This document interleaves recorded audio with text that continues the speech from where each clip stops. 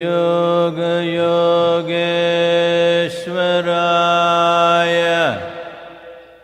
भूत भूत भूतेश्वराय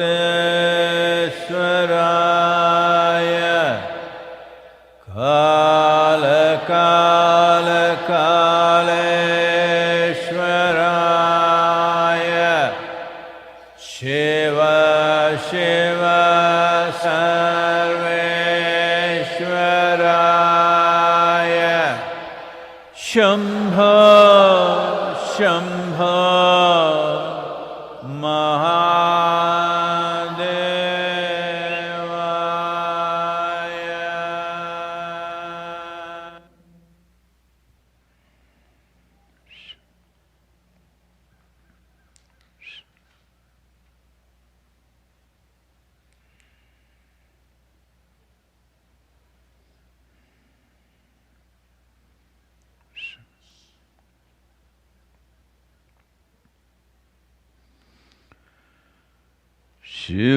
शिवनागे बंधना योगेश्वरा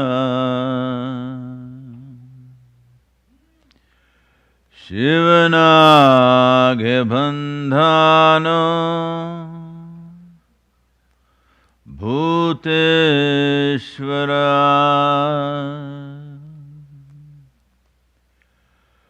शिवनागे बंधनो कालेश्वरा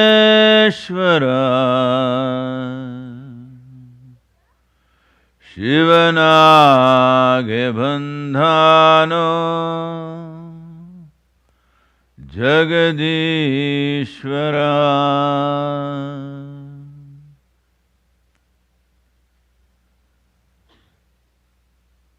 बंधनो माधेवा बहुरूपिया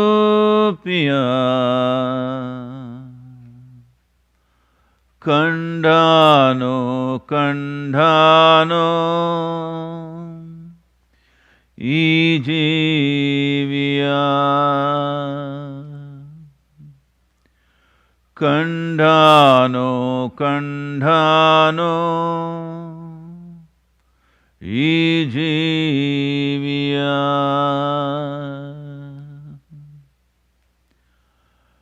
यं जीव वे उंडानो शिवरूपिया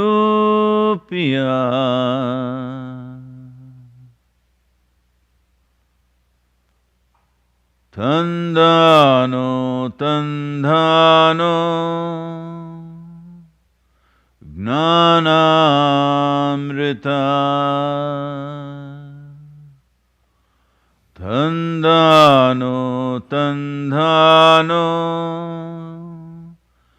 ज्ञानामृता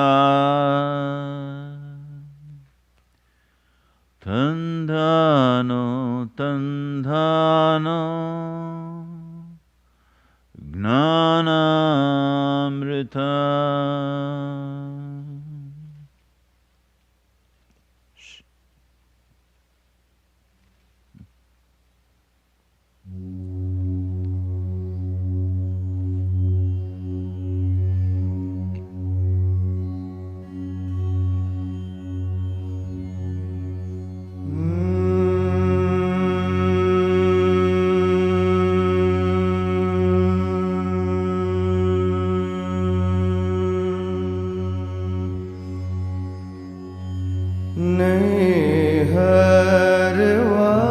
कान भावे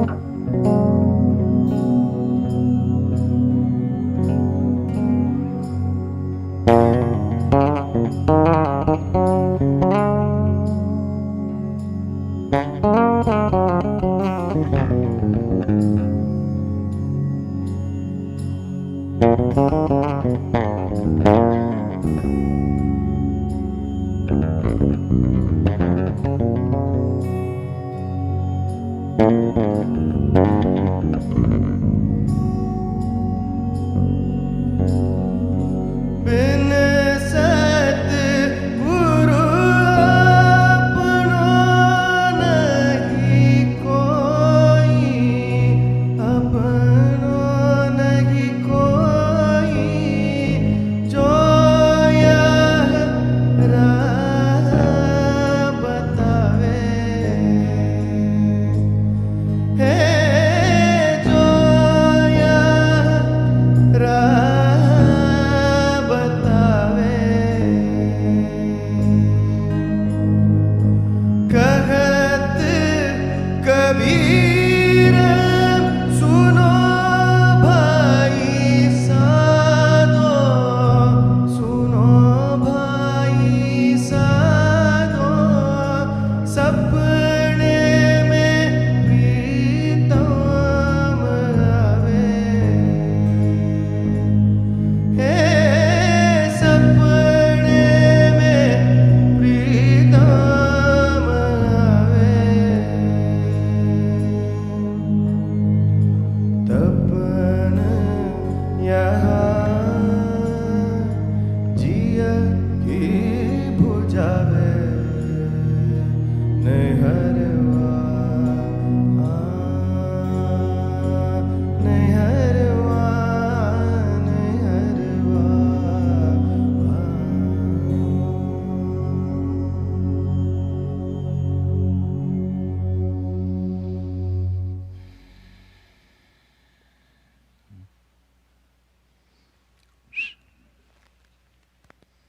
Namaskaram. Namaskaram to everyone. All of you who are here in this weather and to every one of you wherever you are.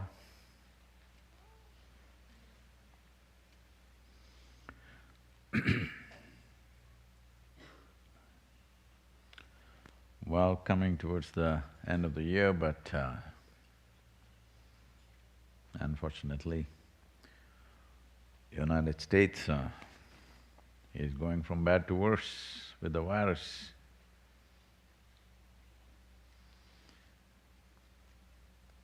Over 3,000 people per day, mortality. Well, it's bigger than… in one day, I'm saying, it's bigger than the so-called great tragedies that occurred in this country in the form of Pearl Harbor or 9/11. They were below 3,000. This is taking over 3,000 people per day. Well, there is probably vaccine from today on that everyone must understand. Vaccine is fine, it will definitely make a few things better. But it's not a magic wand. There is no substitute for a conscious, responsible behavior. There is simply no substitute. Well, still there are campaigns going on in the country as to how it is all a fake campaign by certain media. Please, it's time you come to your senses. How many people have lost their dear ones? How many people have lost their livelihoods? How many people lives in big turmoil and you still think it is a campaign by somebody? I hope… I think the virus has gotten your brain long time ago. Please come to your senses, because what you do, how you breathe, how you behave, how you speak to people is going to determine whether they live or die, or maybe yourself, who knows. The question is not to create panic, the intent is not to create some paranoia. Why is a few months of responsible behavior so difficult? This need not have lasted one full year. If every human being on the planet cooperated, it need not have lasted this long. But waves and waves are coming back because human beings are yet to qualify as beings, still behaving like creatures. A being means one who knows how to be. If we knew how to be, a virus is not an issue, it's another life. Who knows? Who knows? This is not to ridicule the situation, but who knows? The virus may lead to some significant evolutionary process within you and you may grow a halo around your head or something, you know. It's happened in the past, I'm saying. Not a halo, but more important things happened. They say human placenta, which is vital for our development in our mother's wombs, happened some 100 million years ago because of virus infection. So we have benefited in the past. Hope some great benefit will come out of it, but the greatest benefit that can happen right now, which we can effectively bring about in human societies is that we can become a conscious, responsible generation. This is the greatest benefit that we can bring about, and in turn, a halo may appear. Yes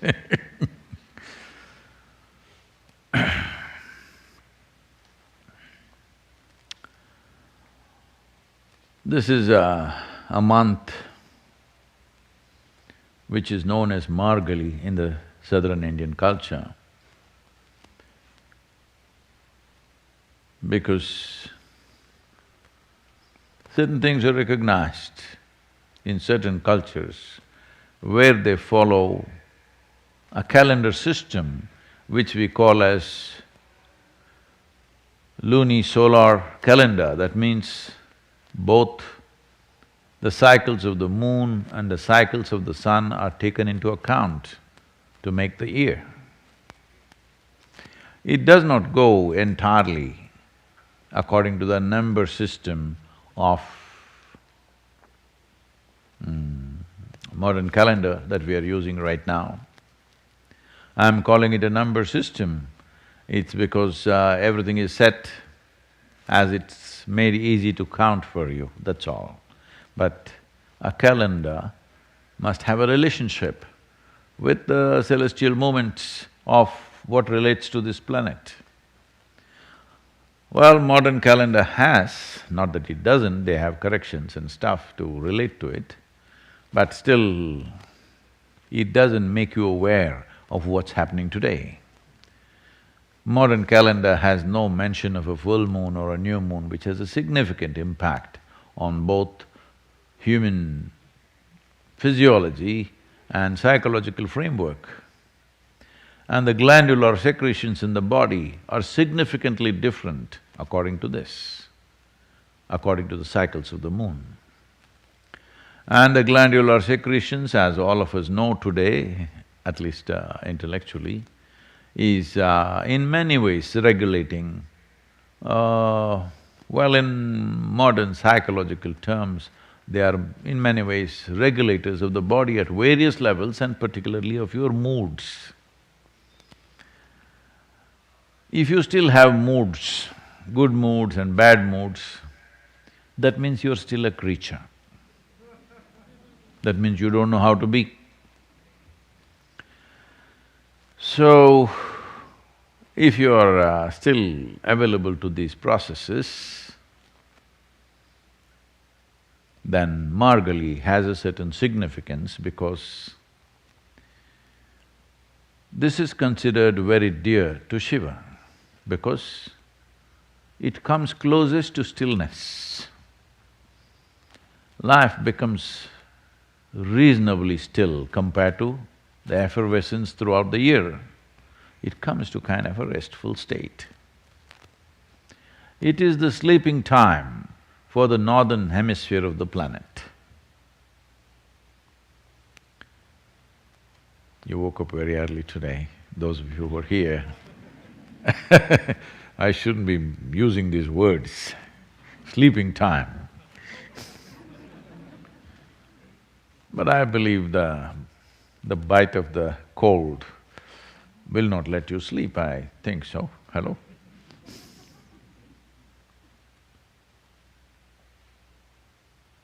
It's not just… I think it's just about 2 degrees right now, so it won't freeze you. Yeah. My hands, my tips of my fingers saying it's around 2-3 degrees. I've not looked at the barometer, but my fingertips are saying it must be around 2 to 3 degrees centigrade, I mean.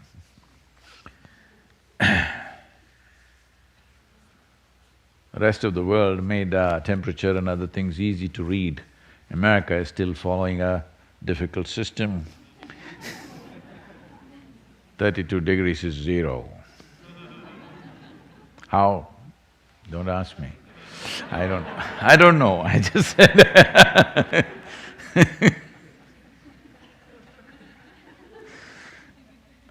So this month of Margali, many things are done to see that this becomes a restful state, not a depressive state.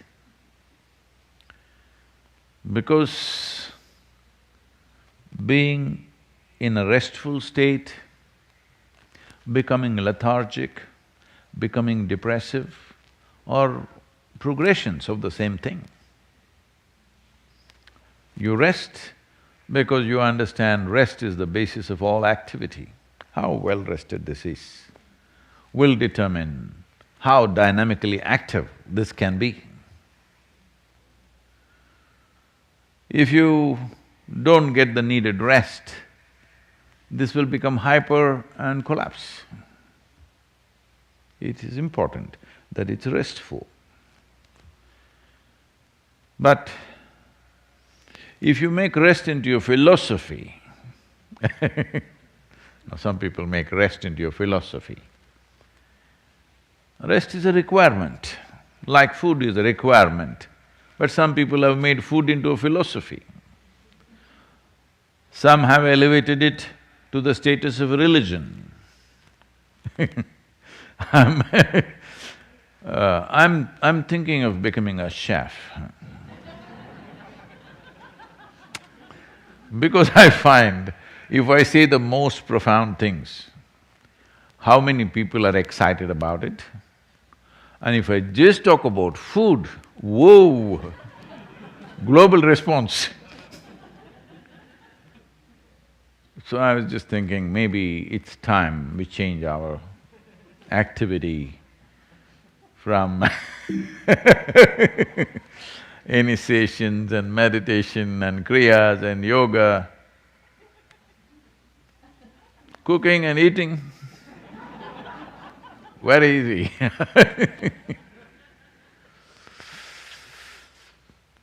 So if you make rest into your philosophy, it will become lethargy. If you establish yourself, if you graduate in your lethargy, you will slowly become depressive. So let's not go there. This is a time of restfulness for the planet, at least the northern part of the planet, because of various… Find out, okay? Today there is your wise aunt from California. You can ask her and find out what exactly is happening in terms of planet's relationship with the rest of the solar system, but it is happening. Everything slows down. Rest. Don't make it a philosophy of lethargy or don't move into depressions. I'm saying this repeatedly because I hear millions of people across the world, particularly in temperate climates become depressed. During winter times, the highest incidence of depression across the world, particularly in temperate climates, because it's cold and they can't go out. I think this year you may not, because already you've gotten used to not going out. You're acclimatized for Margali Masam. You need to understand, this is the month of Shiva, it's dearest to him because world is kind of, you know, acting like it's inspired by him, just simply, just blown away. So it's time to make yourself very alert, but physically less active. If you want to enjoy, if you want to really enjoy stillness, you must be super alert, otherwise stillness will feel like death. In death, everybody becomes still, but that's not that's of no value. You have become inanimate in a way. So becoming inanimate and becoming still is not great. Becoming super alert, but still, tremendous things will happen. Well, these things are not planned, don't blame it on me. It is just that we are also coming towards the 11th anniversary of Bhairavi consecration. Ideal time. Oh.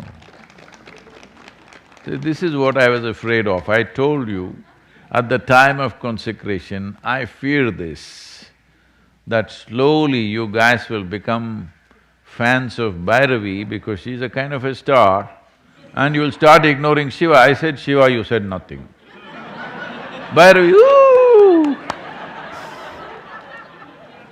This is what I expressed 11 years ago. I fear she will become more popular because there is a little give and take with her. With him, no give, no take.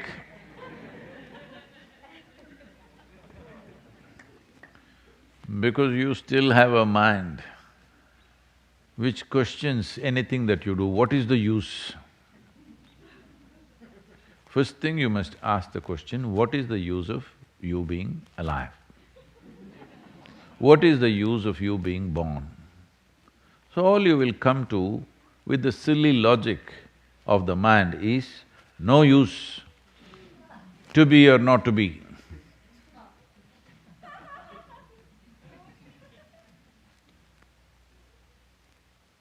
So, for a logical mind,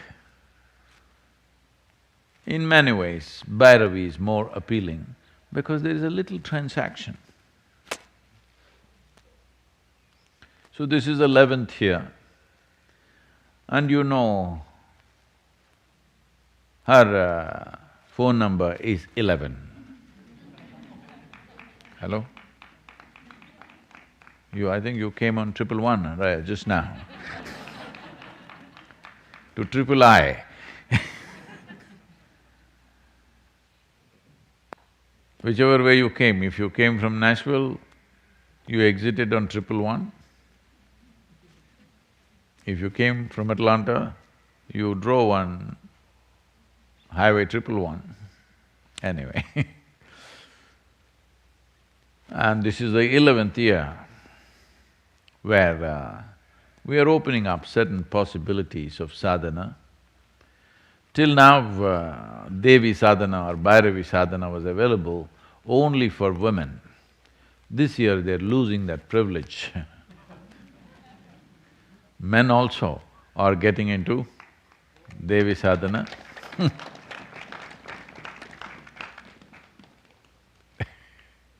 See, she's popular.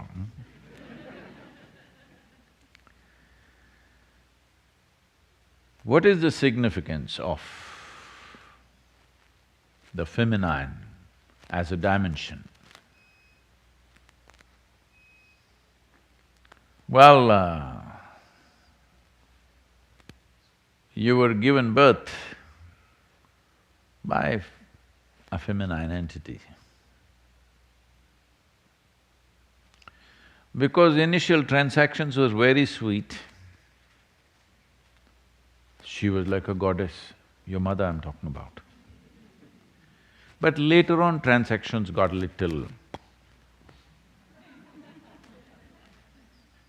So, she came down from the status of being goddess to just another human being, nice, loving maybe, but just another human being. And when she transformed herself into a mother-in-law, then she went down, deep down.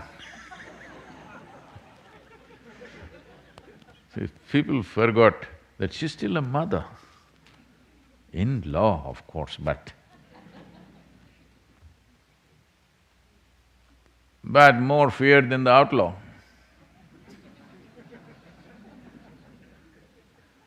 Not necessarily because of her qualities, her inability to transform in-law, because she's still a mother for one person.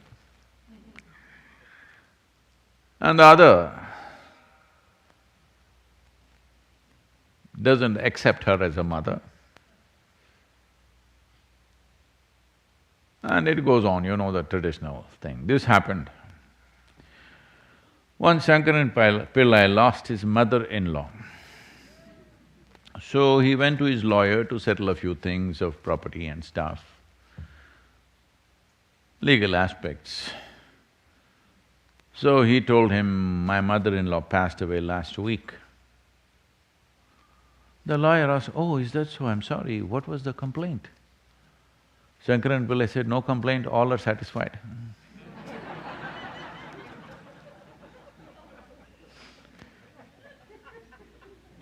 So from being a goddess, she became just a mother. Later on in her life, she became a mother-in-law and she doesn't know what hits her. Why someone who was so sweet and loved by everybody suddenly has become a point of problem. Every problem is directed towards her. 1/3 of the jokes on the planet are about her. What happened? She still doesn't realize what happened. It is just that she's still a mother, not able to become in-law. I'm not saying a mother is out of the law, but she is actually out of the law. She doesn't go by any principle of the world, she goes by her love for what she considers as hers. So this love for what you consider as mine does not conform to any law, so she remains an outlaw. This is the nature of love, that it does not conform to any law. Someone went to the extent of saying, both in love and war, everything is fine. That means love is essentially an outlaw matter, because it does not conform to logical straight lines that you have drawn. Law is good to drive on the street, you drive on this lane, I drive on that lane. But love means you want to crash into each other, hello? Don't do that on the street, okay?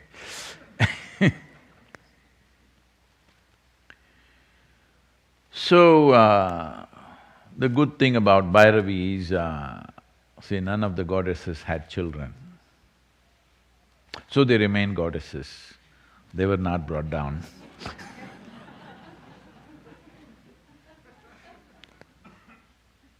Lot of women are learning these ways these days. They know if they don't have children, they can act like a goddess with their spouse. If they have children, they will become mothers, and after a few years, they will become in-laws and outlaws. For one person in-law, another person outlaw. So what is the significance of this worship of the feminine? One important thing that you need to understand is, feminine is not a gender, it is a dimension. If I utter the word feminine, you're thinking of a gender. No, it is not a gender, it is a certain dimension of life.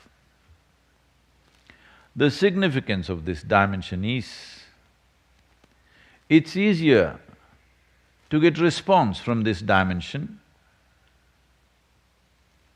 than the other dimension that we consider as masculine, because it is designed in a different way. It's not about which is better than which, there's no such thing. It's just different. A fool can start an argument, which is better than which. This is like, is the earth better or sky better? Those who are up on the earth or the planet are looking up at the sky. You know, I spent a long time watching the eagles and hawks, the grey hawks in India. I spent a special amount of time in my life watching them because of the incredible way they can fly. And from 8, 9 years of age, I was dreaming of flying. So I watched and watched and watched. And what I found was, all these glorious flying creatures who are such, I don't want to go into the detail, but you must look it up.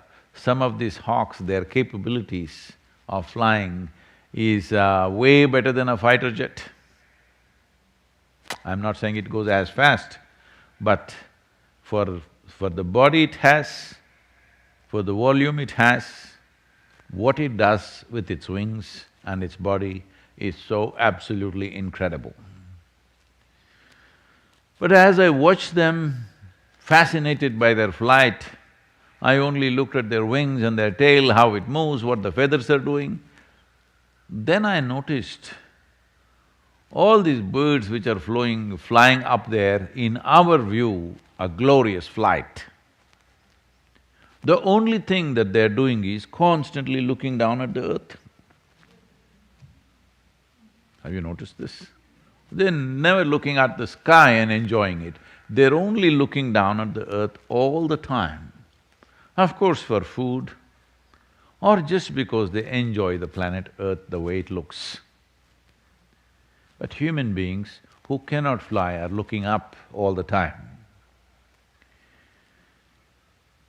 So then I thought through this and just thinking, isn't it better that you're a chicken and you're looking up at the sky, rather than being an eagle looking down all the time?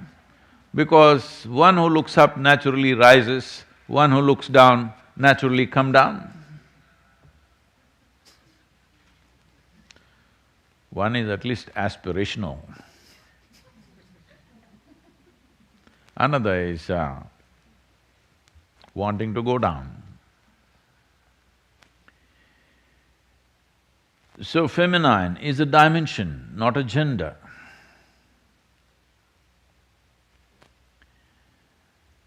There are fantastic examples.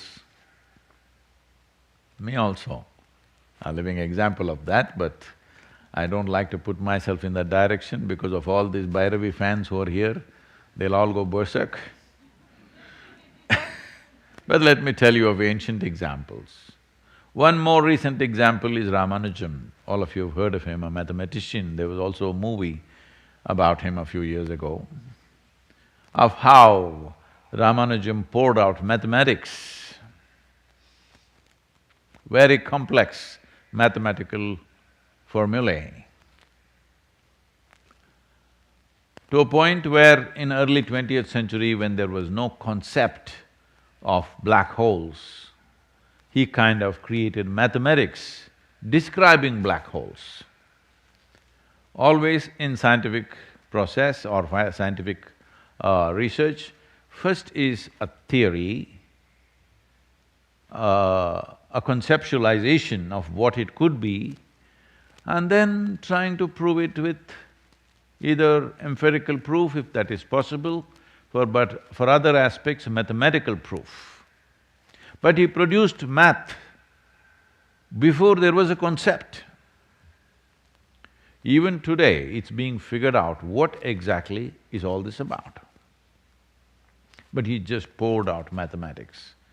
When people asked him, where is this coming from? Simply notebooks and notebooks of math he just poured out. Sitting on his deathbed, he died very early, unfortunately. He said, my Devi, my goddess, bleeds mathematics. There's another more colorful example.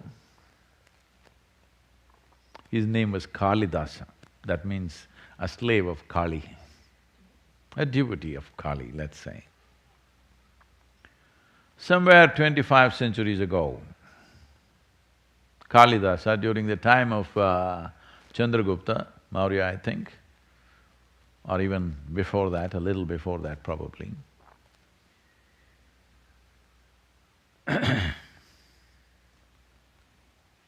the story goes like this. You know, stories get little extra frills on the way, but the important thing is what it's trying to say, not the factuality of the story, but the spirit of the story. So for many lifetimes, Kalidasa was a great devotee of Kali. So in his previous lifetime, he was deeply disappointed that in spite of all his devotion, she did not appear. She did nothing for him. So he died little disappointed with her. After all these lifetimes of wooing, she doesn't respond. So in his present life, where his name was something else, we don't know what his name was, he was born as a little bit of a simpleton. When he was a grown man, he had the mind of an 8-year-old. So generally, when you're 8 years, for who you are, people think you're cute. When you become 18 and still remain the same way, they say you're a bloody fool. Hello? Yes or no? So this happened to him, everybody thought he's the village fool. And the king of the local king who was there, he had a daughter who considered herself very intelligent. Maybe she was. And she wanted to marry an intelligent man. And ladies, you know it's hard to find one. Because if he was that smart, why would he marry you?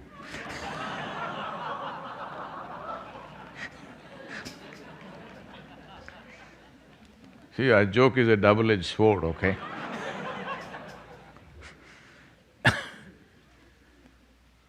So whoever came to marry her, from many kingdoms, because she can only marry a prince, many of them came and she rejected all of them as fools.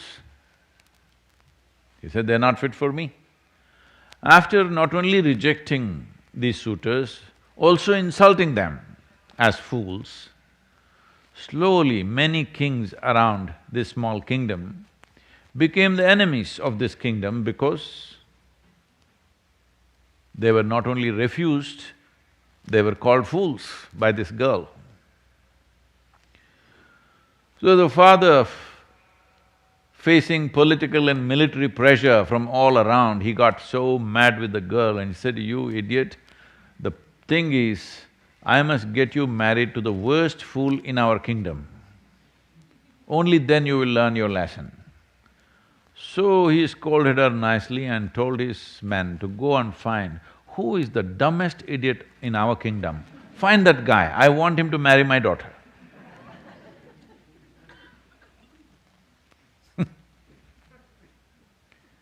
So they went looking here and there. Then they saw in this village, a young man was sitting on the wrong side of the branch and was cutting the branch. Like how we as a generation of people are doing ecologically. You know, we belong to that category, all of us. They saw, this can't be any more stupid than this, he's cutting the branch on which he's sitting, and when he succeeds, he will fail. Right now, that's where we as a generation are. When we succeed, we will fall. Our idea of success is right now so destructive. So anyway, they caught this guy and took him and said, there can't be a worse fool than this. So he is fit to marry the princess. They got them married forcefully. But the girl took it out on him, every day, every moment insulting him in 1,000 different ways, reviling him in many ways possible. After a few months, even this guy who was very simple-minded, even he felt very insulted because she had a sharp tongue.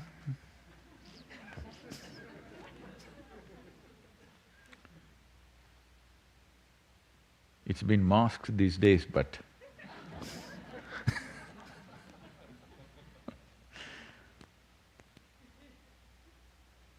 so one day he left the palace and went away into the forest just to escape the sharpness of her tongue.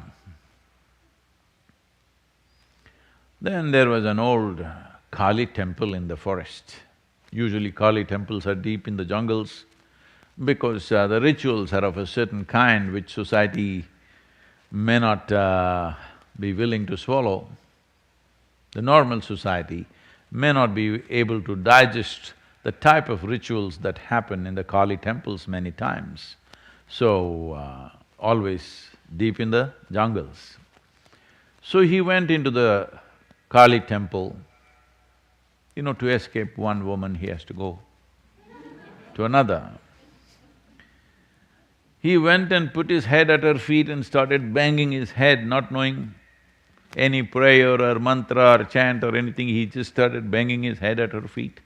And his head started bleeding as drops of blood fell on her feet. He had locked himself because he was afraid soldiers will come, find him and again take him back to his wife. Then he heard a voice from outside and it said, "I'm Kali, I've come, open the door." By now he was so furious, he said, "For these lifetimes you did not come." He remembered everything suddenly, he said, "For these lifetimes I prayed, I chanted, I worshipped, you did not come. Now what the hell have you come? I'm not going to open the door." Then Kali repeatedly called him, "Please open the door." Then just to taunt her, because he's still an 8-year-old boy, he opened the door a crack and put his tongue out toward her. And she struck his tongue. And one who was considered the kingdom's most profound fool suddenly becomes a great scholar who… This is something that's attributed to Kalidasa. Kalidasa is considered in India as, in terms of literature and poetry, greater than Shakespeare. They compare… comparative studies of Kalidasa and Shakespeare exists in India, and many scholars rate him as way above in his language, in his mastery of language, in his understanding and how he expressed himself. Very little of his work is left, unfortunately, but in spite of that, that little work is of phenomenal quality. So suddenly he started composing poetry and literature. Just like that, he could sit in a place and simply recite poetry, not written, simply like that. So his tongue became of such exuberance of quality that he could just recite new verses just like that. So because Kali struck his tongue, now that you're masked, Bhairavi may not be able to strike your tongue, maybe she knocks… I hope she knocks you on your head. Hello?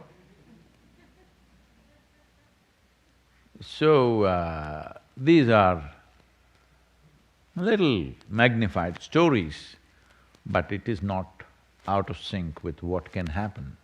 One who attains to the grace of the Devi, whatever you're doing in your life, you may be a business person, you may be a professional in something, you may be an artist, a musician, a yogi, whatever you are, if you want to pitch up your activity to another dimension of,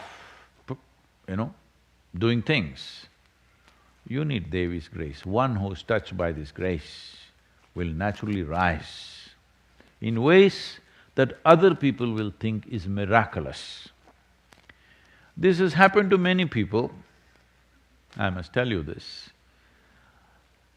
There have been significant men in the world, I don't want to name them now because it is politically sensitive.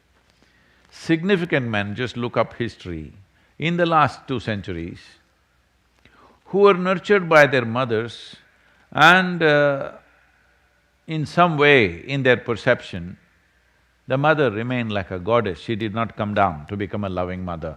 She remained a goddess being hard on the child. Many men are there in the world in the last 2 centuries who have risen to great heights in whatever they were doing because in some way they were in feminine worship.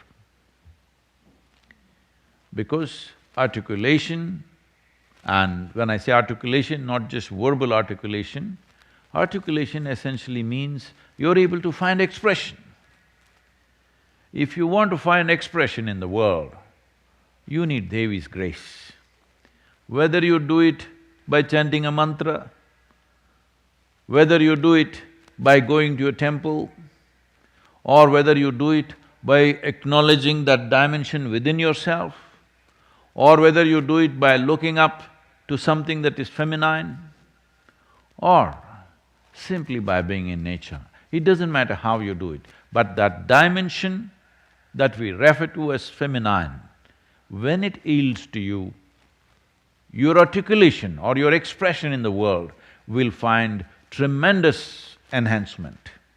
This is the 11th year, this is why we are opening this up for men also, the Bhairavi sadhana, because as all married men at least have realized, definitely women are more articulate than you, at least in the domestic situations. Hello. So, after this 11th year association with the Devi, you could become equally or more articulate than her and the scene at home will change significantly. This happened. One day Shankaran Pillai was in bed, it was already 2 a.m. He was rolling and turning around, twisting and tossing and saying, this is an Indian way of expressing frustration.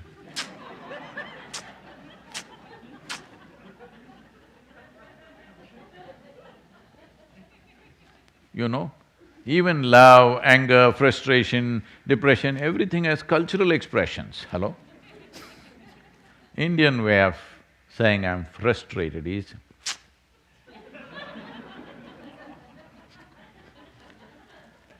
so his wife, who was lying next to him, and she also couldn't sleep because he was turning and tossing like this, she said, "What is the matter with you? It's 2 o'clock in the morning." He said, "See, our neighbor Jake, I owe him $1,000 and I told him that tomorrow morning I will give it to him. but I cannot give it to him. She asked, why? He said, I don't have it. She looked at him in a disgusting way. No sound, okay? She just got up, went to the window, opened the window and screamed, Jake! Jake! Loudly, Jake, Jake, Jake, Jake. In the middle of the night, Jake opened the window and said, what, Mrs. Pillai, what happened? The $1,000 that my husband owes to you, he's not going to give it to you tomorrow because he ain't got it. She banged the window closed and came and slept. She said, you sleep now, it's Jake's problem.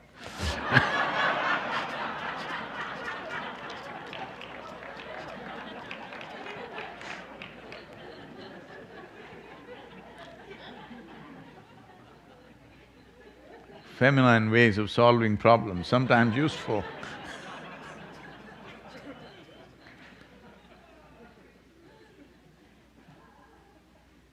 So, especially with the pandemic on, you will need a certain type of intelligence, otherwise you'll become depressed. That's okay, Sadhguru, but I've lost my job. You need a certain kind of function of intelligence for you to go through this phase. Because this phase is not going to be just over because they released the vaccine today or tomorrow. They would have released it today, but Sunday nobody works, so it must be tomorrow. Virus works though. So, that's not going to be a magic wand for you. You will need your own magic wand of intelligence where you will learn to thrive through these times. Important. It's very important for you, for your physical well-being, for your professional, financial, social well-being. You must learn how to survive in times where you have to put your head down and walk. Hello? When you're walking like this, it's one way of attaining success. When you walk down like this, another way of success, completely different measures for success are needed. So, the coming year, virus may still be there. Let's not suffer the virus. Let us earn the grace of Bhairavi. And this is Shiva's month. Hey! Not bad, my man.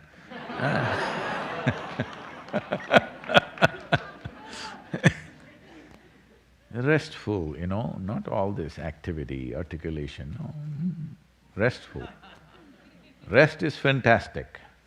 Lethargy is bad, depression is horrible. Don't go in that way. This winter, you must learn how to be restful. Easy in the body and in the mind, very important. Enjoy this winter, okay? And anyway, I won't torture you next week here in this cold. Please, if there's any question, just one question, we can handle it, I think. You okay? Can I take a few minutes and…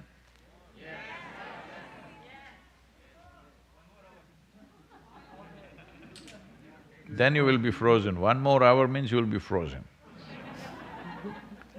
For some reason, temperature is dropping further. Hello? That's what my fingertips are saying. What's your nose saying?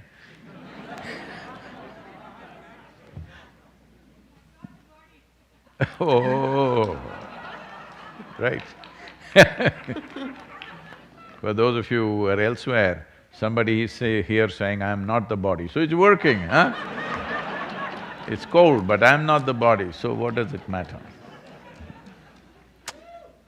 This question is from Aditya in Bengaluru. Sadhguru, I rarely experience love within myself, and I tend to see the worst in everyone. In In the Prana series of Sadhguru Exclusive, you talk about the possibilities of moving the Anahata chakra to become loving. Whoa. Is he married? Don't say that. Is this possible for me? How can I do it? Okay.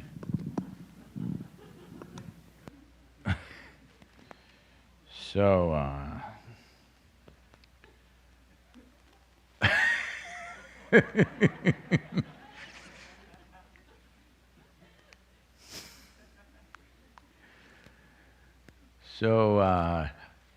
you're thinking, first of all, you're thinking love is a device. No, love is a consequence. Love is a consequence of being in a certain way within yourself. Love is not a device to get what you want. So all this time I was talking about wooing Bhairavi. The reason why it does not work for a whole lot of people, whether it's Bhairavi or if… I don't know what's your wife's name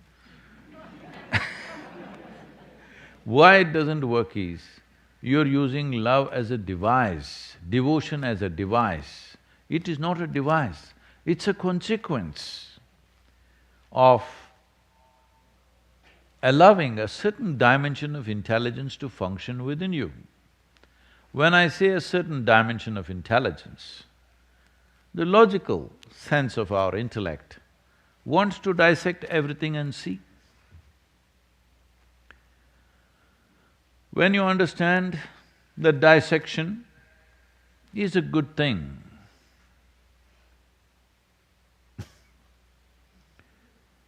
when it comes to physical nature, but dissection is a no good thing when it comes to other dimensions of life. When I say other dimensions of life, immediately there are textbook science people, textbook scientists who immediately say, what are the dimensions, what are you talking about, you're talking superstition. Right now I'm being accused by a group in India who think they're rationalists, no rationale about their existence, but they think I'm superstitious. Well, because if you try to open up any dimension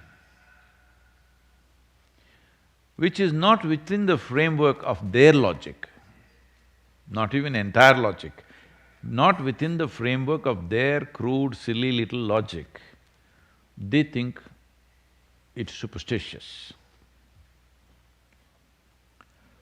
Well, your existence itself is superstitious because no instrument or there is no proof that you are actually alive.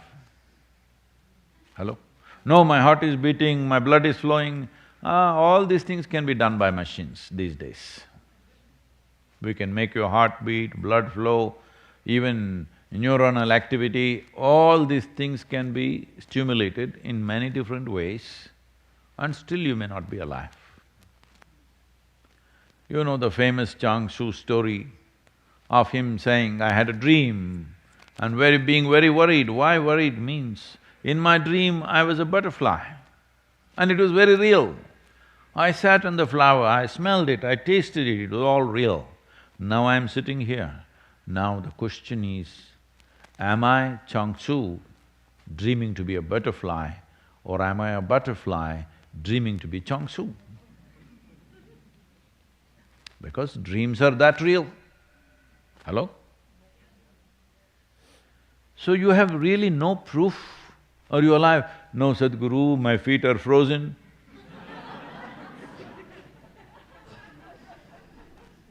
You just have to wait till it gets to the head.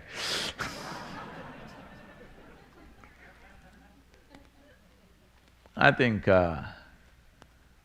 what Nikola Tesla said is very significant, but unfortunately in the last century still most of the scientific community or these textbook scientists definitely have not taken to it. Nikola Tesla, who has in many ways revolutionized modern science with his study and discoveries, said, the day science begins to study non-physical phenomena, the day science begins to study non-physical phenomena, it will make more progress in 1 decade than in all the previous centuries of its existence. Nikola Tesla.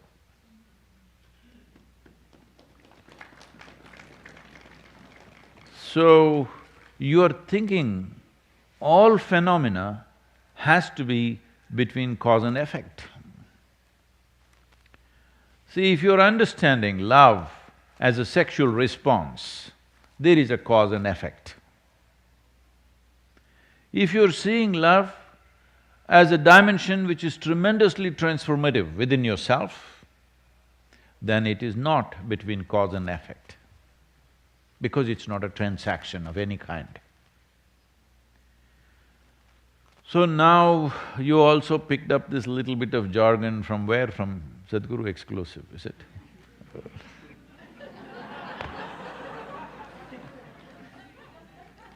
I've been warning our teams of the dangers of the Sadhguru exclusive. Too many things which have been spoken in very close groups, who were at a certain level of seeking, certain things were said. But now everybody picks this up and it'll become like this, can I move my anahata chakra here, there and become loving? Wheel alignment, you know.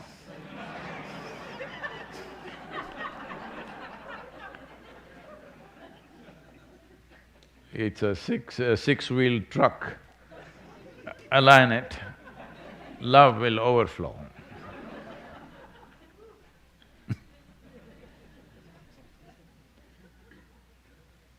Well, you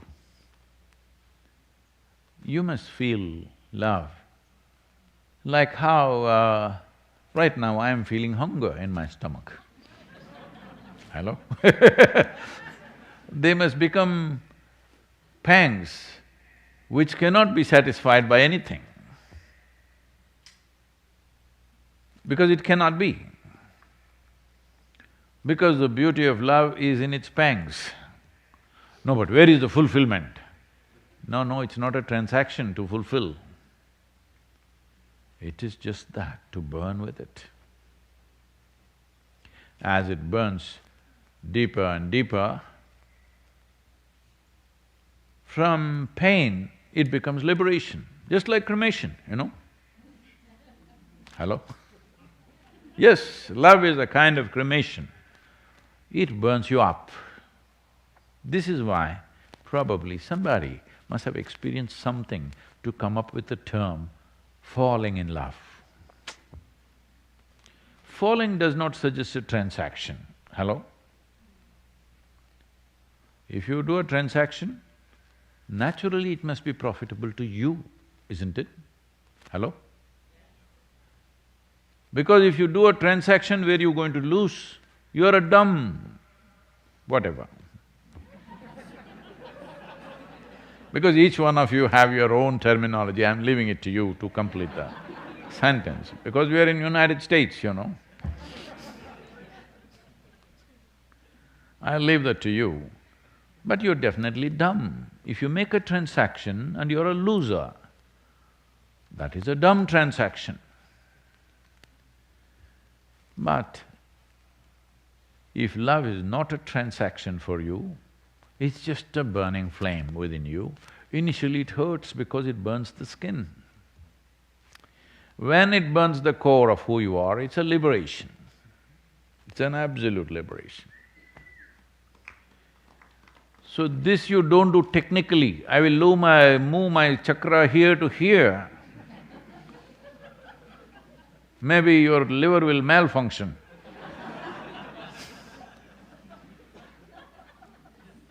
Please don't get into this kind of things, because you're talking beyond yourself. First of all, stop talking about this chakra business. Because you have not seen it. Did you see wheels moving? Hello? Somebody has talked about it from a certain dimension of experience. You don't repeat the same words, life will cut you down because now because lot of these kind of letters and comments keep coming to me. Sadhguru, I think my chakra, my anahata chakra is doing this, my swadhisthana is doing this, my vishuddhi is doing that. What do I do? In Atlanta, there are wheel alignment centers. They'll align your wheels like that. First of all, it is not at all in the context of how the popular books have talked about it. I think this question is coming from the prana video, all right? It is not the way you think. The human energy system, you are looking at it like how you are looking at physical or physiological aspects of who you are. Okay, my kidneys are here, my heart is here, my brain, I don't know. So can I become intelligent by moving my this chakra here? No. Do one thing, whoever you are, Bangalore, very tech. You know, it's a technological question. Can I move my chakra here and become loving? Well, this is not that kind of technology. Yes, it is technology, but not that kind. You don't worry about the chakras. If you're a sensible human being, you will naturally be a loving human being. Get some sense into your head. Sense means this. Let me put sense and senselessness into a very fundamental perspective. If you sit here, the simple sense of life is, if you don't have to know any knowledge, you don't have to know scriptures in the world or teachings or nonsense, nothing. If you sit here, you know for you to be alive, you must be breathing. Even if you can avoid your breakfast, still you have to be breathing. Breathing means the internal part of your lungs are here, fearing COVID. The external part of your lung is the whole bubble of this atmosphere. If you can't see beyond that, at least this much you can see. Oh, my existence is not absolute. My existence is… In 60 years of life, a man is supposed to eat something like 1400 tons of food. In case you have graduated over that, all right, 1500, I leave it to you. Are you carrying 1400 tons of food right now in this body? Thank you.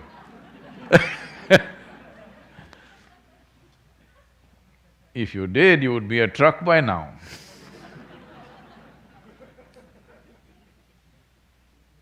Or a cargo ship, actually. No, you're just carrying that many kilograms. What does this mean? It simply means, what you think is my body today is not so tomorrow. Material has changed, I'm saying. Yesterday's body is not fully there today. Something new has come in. What is today's body is not there tomorrow, something new has come in. If you experientially understand what you think is body, what you think is myself, thoughts which were not there in you yesterday could have come into you today. Emotions which were not there in you yesterday could have come into you today. Yes or no? Body which was not there in you yesterday could have come into you today. When this is the case, from where the hell are you getting the sense of absoluteness about yourself, me? If you just understand this much, you will become sensible. Otherwise, you will sit here like a senseless lump. Yes, because you think you're absolute me. Just if you relax this, It doesn't need any spiritual teaching, no scripture reading, no looking at heaven, no nothing. Simply little bit of sense. Naturally, everything that is naturally possible in the human being will rise up, including your love. Yes, your intelligence, your love, your expression, your articulation, your capabilities, everything will rise simply because you have come to sense. This is all you need. After that, beyond that, you want to seek the ultimate nature, because when sense comes, naturally that aspiration also will come. When that comes, then I must come in to guide you. Right now, I'm wooing you from the basics, from the kindergarten, trying to tell you, see, somebody got it, I'm not the body. Why do I have to tell you? If you had paid attention to the food that you're eating and when you shit, you would know I'm not the body. Hello? Hello? That's all it takes. If you know that you eat yourself, when you say, I'm eating my food, in some way you're eating yourself, isn't it? Hello? So if food is yourself in some way, in your experience right now, the earth also should be yourself, isn't it? Because that's where the food came from. This doesn't need any enlightenment, just a little bit of sense. So if sense blossoms, becoming inclusive, becoming loving is a natural consequence. You don't have to move your chakras.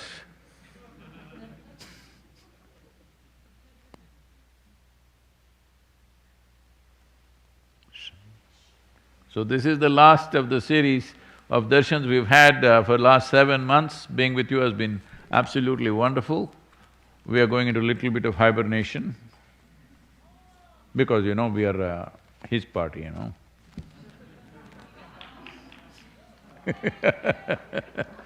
Wonderful, wonderful being with all of you, wherever you are in the world.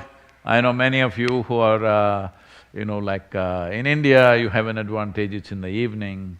In United States, it was nice till about a month ago, but now your nose is about to fall off. If it was not for the mask, maybe it would have. The mask is holding it up in this cold.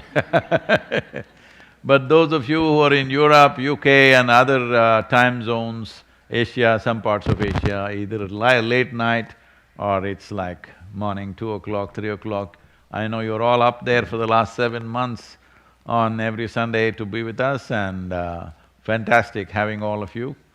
We'll come back to you probably on 31st of December, we'll be with you, but we're taking a little bit of hibernation time.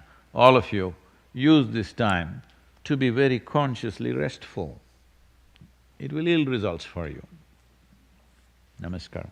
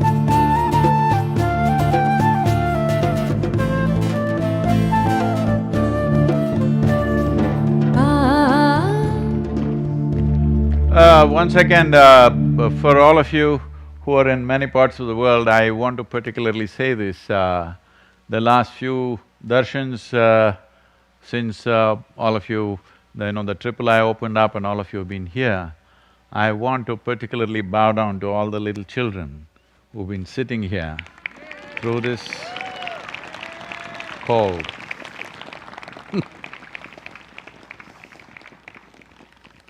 Well, you didn't do this at their age, huh? Even I didn't, I'm telling you. Fantastic.